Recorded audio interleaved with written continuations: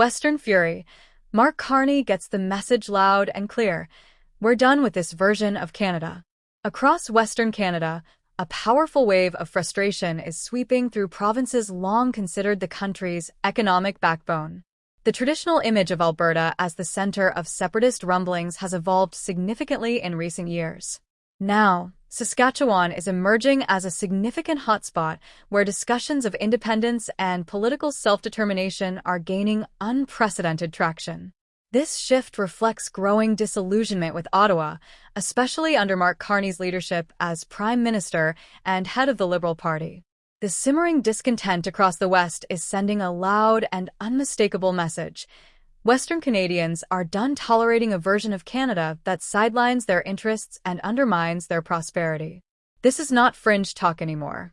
Across the prairies, from Saskatchewan's wide-open plains to Alberta's oil fields, through interior British Columbia and even parts of Manitoba, the conversation about referendums and separation has moved firmly into mainstream political discourse.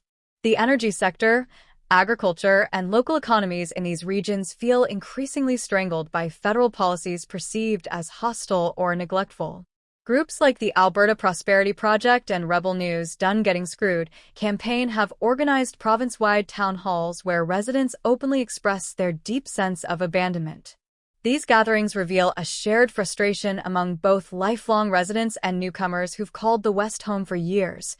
Ottawa is out of touch, and Mark Carney's Liberal government is no exception. Mark Carney, once hailed as an economic expert and former Bank of Canada governor, now faces intense skepticism in the West. His strong association with the federal net zero agenda, seen by many Western Canadians as a direct threat to resource development and economic growth, has only hardened opinions. While Carney talks about innovation and clean energy transitions, many believe these promises are hollow rhetoric reminiscent of Justin Trudeau's tenure, full of grand statements but lacking concrete results that benefit the West's vital industries. This disconnect between Carney's vision and Western realities is fueling the independence movement, as more residents openly discuss whether remaining part of the Federation is truly in their best interests. Meanwhile, Conservative leader Pierre Poilievre is capitalizing on this growing Western frustration. Known for championing economic freedom and opposing carbon taxes, Poilievre frames himself as a defender of Western values and prosperity. His consistent calls for electoral reform and respect for provincial autonomy resonate deeply in Alberta and Saskatchewan, where many feel their voices have been drowned out by the urban-focused agendas emanating from Ottawa. Poilievre's ability to articulate the frustrations of Western Canadians contrasts sharply with Carney's perceived aloofness, giving the Conservative leader a strong foothold in the region's political landscape. Despite the increasing talk of separation, prominent Western leaders like Alberta Premier Danielle Smith and Saskatchewan Premier Scott Moe urge caution. Both express a sincere desire to keep Canada united but stress that this requires genuine mutual respect and cooperation. Smith, in particular, has been vocal about Alberta's willingness to collaborate, but she places responsibility squarely on the shoulders of other premiers, such as British Columbia's David Eby and Quebec's François Legault, and, importantly, Mark Carney himself. Her message is clear and firm.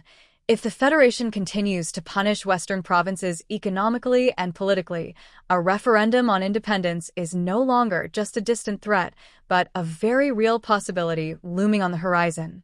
The roots of this frustration lie in tangible economic grievances. Alberta, for instance, annually sends over $20 billion to Ottawa that never returns to the province, creating a fiscal imbalance many perceive as a one-way street. Moreover, nearly $500 billion in resource projects have been stalled or outright blocked by federal regulations and court decisions, choking off economic growth and costing thousands of jobs. Federal laws are widely seen as favoring a handful of urban centers in Ontario and Quebec, neglecting the vast and resource-rich West. This disparity fuels resentment and a belief that Western Canada is being economically punished for its natural wealth. Young people in Alberta and Saskatchewan face particularly daunting challenges. Skyrocketing housing costs, limited job opportunities, and government policies that appear to favor newcomers over local youth contribute to a growing sense of disenfranchisement. Many young Western Canadians have never experienced the economic prosperity of previous decades, intensifying their desire for radical change. This generational shift is significant because it broadens the base of support for political self-determination, injecting fresh energy into the independence conversation. Even within the Conservative Party, some members shy away from pushing electoral reform, fearing the political upheaval that would accompany a more representative system. Electoral reform would force politicians to appeal to every corner of the country, rather than focusing predominantly on Ontario and Quebec, where most votes and power reside. This reluctance deepens the sense of political marginalization felt by Western Canadians, reinforcing the idea that the current system structurally disadvantages the West. Saskatchewan, historically overshadowed by Alberta in discussions of Western alienation, is now making its voice heard with increasing clarity. Premier Scott Moe has aligned closely with Danielle Smith in calling for a federation that respects regional differences and rewards contributions fairly. The rising independence sentiment in Saskatchewan is less about Quebec-style separatism and more about a desire for self-determination, economic control, and a fairer deal. It's about choosing prosperity over punishment and regaining control over regional futures. Mark Carney's recent visit to Saskatchewan, intended to soothe regional discontent and connect with Western Canadians, largely missed its mark. Instead, it reinforced perceptions that the Liberal government prioritizes policies detrimental to Western economic interests. Many Western residents remain unconvinced that Carney or Ottawa understand their unique challenges or will deliver meaningful solutions. The West's fury is no longer whispered in back rooms or dismissed as fringe paranoia. It's out in the open, demanding real attention and urgent change. This moment in Canadian politics represents a crossroads for the country's unity and future prosperity. The question facing Ottawa is not merely whether Western provinces might separate, but how Canada can evolve to fairly meet the needs of all its regions. Will the federal government listen, adjust its policies, and respect Western concerns? Or will it continue to alienate these vital provinces, pushing them closer to self-determination or even outright separation? As these debates unfold, voices from across the country and beyond are watching closely. For those in the West, the stakes could not be higher. The future of Canada, its economic stability, and the integrity of its federation hinge on how Ottawa and leaders like Mark Carney respond to this rising Western fury.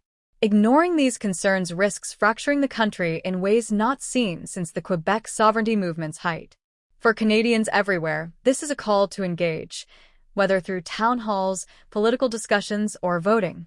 Honest dialogue, transparency, and a willingness to build a Canada that respects all its parts are essential.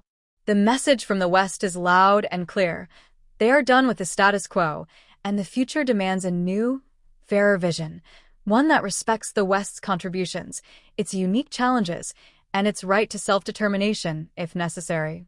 The time for listening and meaningful action is now.